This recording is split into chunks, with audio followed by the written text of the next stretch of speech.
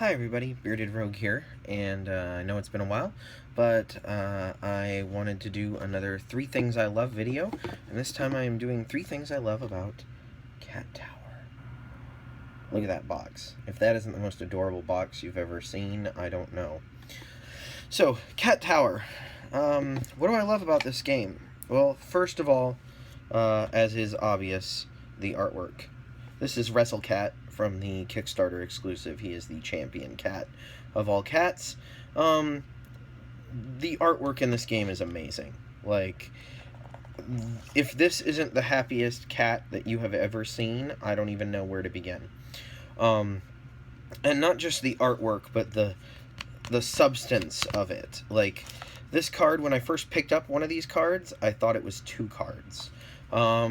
It's that thick, and like the bent ones, because in case you don't know, this is a stacking game, and you actually stack the cats on top of each other. Like, let's see if I can do it in midair. Probably not, but like so. There we go. I did do it. So you stack the cats on top of each other. Each player has their own stack of cats, and all of the cats are amazing. I demoed this game at Origins, and I did a whole bunch of demoing, but you've got this little adorable guy here and various others. By the end of the convention, I had given them all names, because the artwork is so engaging and so endearing. I had people walking by just totally enamored with the artwork, didn't have any idea what the game itself actually was. But then they handled the components, and the components are really impressive too. Like I said, super thick cards, super bendable creases in these cards. Like, they come packed flat and you bend them yourself. What's great is that over time the creases actually get better. So when you first start playing with it, something that's a little bit more rickety, by the time you get to your 60th play, which at this point I've probably logged that many plays, it's really sturdy. Like, the corners really keep up very well. Solid production, like big chunky wooden dice with stickers, plenty of room around the stickers on every face so that they don't catch and peel off. Like, the production is just amazing. The artwork, the physical production, all of it is just amazing. So that's the first thing I love about this game, is that it's a game that you can show off to people, and whether it's the art or the components, they're just going to go, ooh. And a lot of the games in my collection don't have that kind of factor. I'm not a big minis guy. I'm not in for a lot of chrome in games. I like it, but it's not something that typically pulls me in or sucks me in, and I'm primarily a card gamer, so not a lot of chrome in most card games. It's just cards and chits. But this is a card game that I think qualifies as chrome. Like I said, amazing art, very sturdy. So the second thing I love about this game is how many different ways you can play it. So inside this box, which I think this may be the Kickstarter exclusive box, but I know that these expansions exist elsewhere.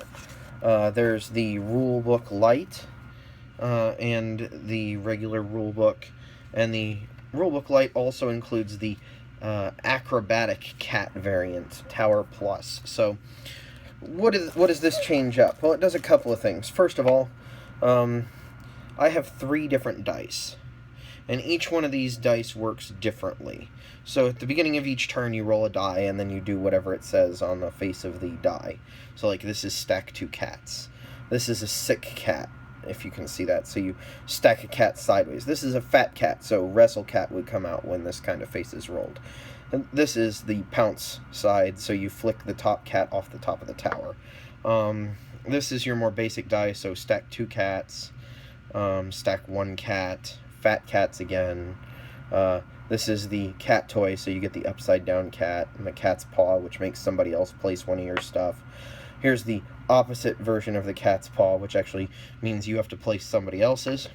And then there's this little gorgeous guy, which is useful in a couple of different ways. I've heard of him being used as both the super advanced impossible die, where you place your pieces based on the orientation. Because if you haven't noticed, this is a cat, so like face, ears, feet, won't dwell on this side for very long. And then his two sides.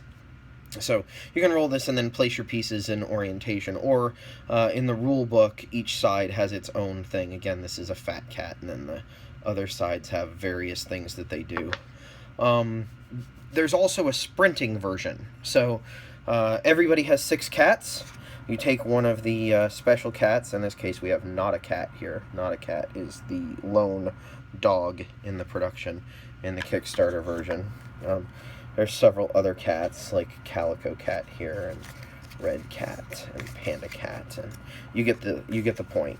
So, in this case, everybody has 7 cats, and you race a stack a tower of 7 cats and set a die on top of it, and the first one to do that wins. That's a totally different way of playing the game. Same pieces, same components, different way to play. So inside this box, I almost have a game system. I have like 4 different games I can play, and I'm sure that we could come up with more, 4 or 5 even, different games, depending on how you use what's in the box. So, 4 or 5 games in a box that's this size is not so bad. So that's the second thing I love about this, is that there's a lot of game in this box. Like, if you like stacking games at all, this is one of the best ones I've ever played. I'm not usually into stacking games. Rhino Hero actually brought me back. I prefer this to Rhino Hero. Now, Rhino Hero is still awesome, and I will not turn down playing it, but I think this one offers more differences, and definitely is engaging for adult players.